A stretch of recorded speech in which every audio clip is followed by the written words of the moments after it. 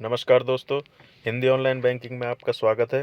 दोस्तों, आज मैं इस वीडियो में आपको देश के सबसे जो टॉप 3 सेफेस्ट बैंक हैं जो कि आरबीआई ने लिस्ट जारी करी है, वो मैं आपको बता रहा हूँ। दोस्तों, अगर आप इस चैनल पर नए हो तो चैनल को सब्सक्राइब कर देना, शेयर कर देना, कमेंट कर देना और कोई दिक्कत हो तो भी कमेंट कर देना, पूरी सहायता करी जाएगी। तो चलिए शुरू करते हैं। दोस्तों, मौजूदा समय में 90% लोग आपकी कमाई बैंकों में रखते हैं क्योंकि बैंकों में पैसा सेफ समझा जाता है, लेकिन ऐसा नहीं है कि आपके बैंक अकाउंट में रखा पैसा पूरी तरह से सुरक्षित है। क्योंकि अगर जिस बैंक में आपका पैसा है, अगर वही बैंक डूब जाता है तो इसका खामियाजा आपको भी भुगतना पड़ेगा। अब सवाल ये है कि देश का सबसे सुरक्षित बैंक कौन सा है, क्या सभी सरकारी बैंक सेफ हैं? इसी को लेकर आरबीआई ने अहम जानकारी दी है। तो आइए देखते हैं कौन सा बैंक सबसे सुरक्षित है। अगर बैंक डूब जाता है तो आपको कितना पैसा वापस मिलेगा। दोस्तों, ये मत समझना कि मैं इस वीडियो में आपको कहीं से कॉपी पेस्ट करके मैं आपको बता रहा हूँ। ये सारी चीज़ें मेरी खुद की एनालाइज हैं और ये खुद मैंने ही ट्रांसलेटर की मदद से यहाँ पे पेस्ट करके मैंने हिंदी में उसको तब रीड कर रहा हूँ। तो चलिए, लोग अपनी दोस्तों खून पसीने की कमाई बैंक में जमा करते हैं। ऐसा इसलिए करते हैं कि बुरे वक्त में पैसा काम आएगा।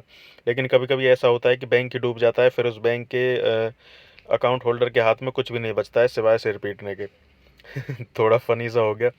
इसी कारण सलाह दी जाती है कि अपनी कमाई किसी को सौंपने से पहले देखें कि सामने वाला बैंक सुरक्षित है या नहीं। सेंट्रल बैंक ने यानी कि आरबीआई ने इसी साल की शुरुआत में डोमेस्टिक सिस्टमेटिकली इम्पोर्टेड बैंक के नाम से एक सूची जारी करी थी। इसमें देश के उन बैंकों का नाम शामिल है जो कि सबसे सुरक्षित है।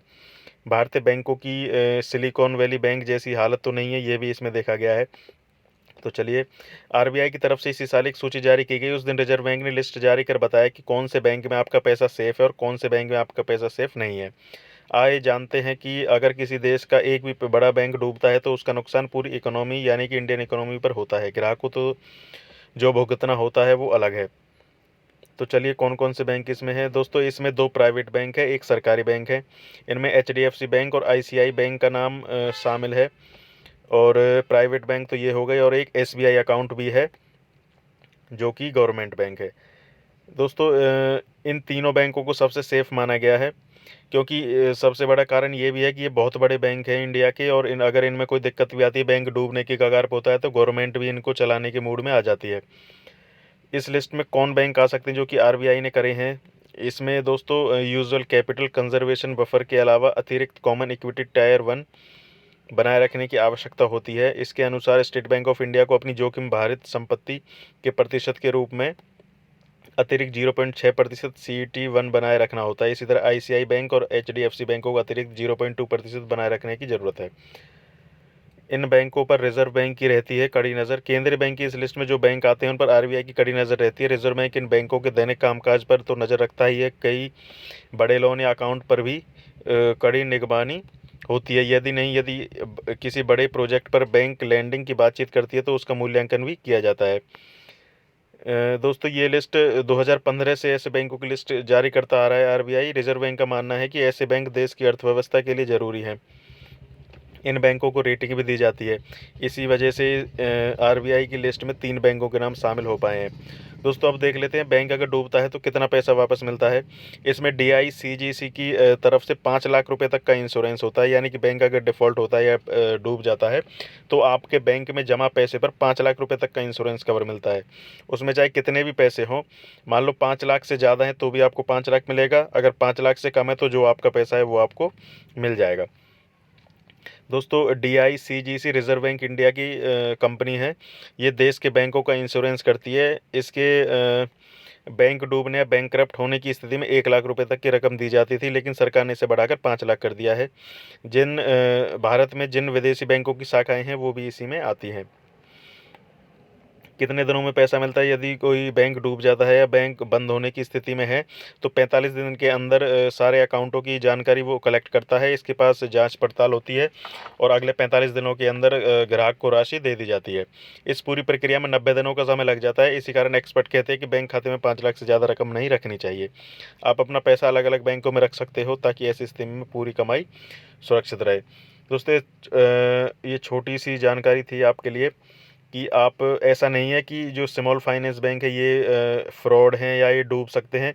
हाँ, डूब सकते हैं, लेकिन अभी उस स्थिति में नहीं है कि आरबीआई अगर डूबने के कगार पर होता है सबसे पहले इनका लाइसेंस रद्द करता है। अगर बैंक का लाइसेंस रद्द नहीं है और वो कंटिन्यू चल जा रहा है तो अभी वो डूबने की स्थिति में नहीं है। तो ऐसा नहीं है कि स्मॉल फाइनेंस बैंक बिल्कुल भी सेफ़ नहीं है, बिल्कुल सेफ़ हैं। ये सबसे अच्छी बात है कि आप 5-5 लाख रुपए हर बैंकों में रखिए।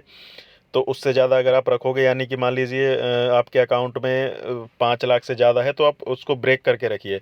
5 लाख की एक एफडी बनवा दीजिए, 5 लाख या सेविंग में रखिए, फिर 5 अगले जो 1-2 लाख रुपए हैं उसकी आप एफडी बना दीजिए। इकट्ठे बनवाने के चक्कर में ना पड़ें। ये उस कंडीशन में है जब बैंक डूबने के कगार पे आपको लगता है कि बैंक ही डूब सकता है, तब आप इसको कर सकते हो। अदरवाइज़ तो सारे बैंक अभी फ़िलहाल तो इंडिया में ठीक ही हैं, कोई डूबने के कगार पे नहीं है। साउथ इंडिया में ज़्यादातर होता है। तो फ़िलहाल तो यही है, ये 3 बैंक हैं। ये आम आदमियों के लिए तो एसबीआई सबसे अच्छा है, बाकी आईसीआई और एचडीएफसी बैंक में तो चार्जेस इतने कट जाते हैं, कुछ समझ में नहीं आता है। इसीलिए स्मॉल फाइनेंस बैंक रखे गए हैं, जहाँ तक बैंकिंग सेक्टर की पहुँच नहीं है वहाँ ये स्मॉल फाइनेंस बैंक जा सके। स्मॉल फाइनेंस बैंक की मैं इसलिए ज़्यादा तारीफ़ या फिर इसलिए ज़्यादा बीच में ला रहा हूँ क्योंकि मैं खुद उसमें वर्क करता हूँ और मुझे अभी ऐसी कंडीशन में कोई सा भी स्मॉल फाइनेंस बैंक नहीं लग रहा है कि वो डूब जाए या फिर बैंकक्रप्ट हो जाए। बाकी ये 3 बैंक है, आप चाहे तो इनमें भी अकाउंट वगैरह खुलवा सकते हैं। मेरी आने वाली वीडियोज़ में सारी इन बैंकों के अकाउंटों की भी जानकारी दी जाएगी। तो दोस्तों, नए हो तो सब्सक्राइब कर देना चैनल को, शेयर कर देना, वीडियो अच्छी लगी हो तो कमेंट कर देना, कुछ समझ ना आए हो तो भी कमेंट कर देना। बहुत बहुत धन्यवाद।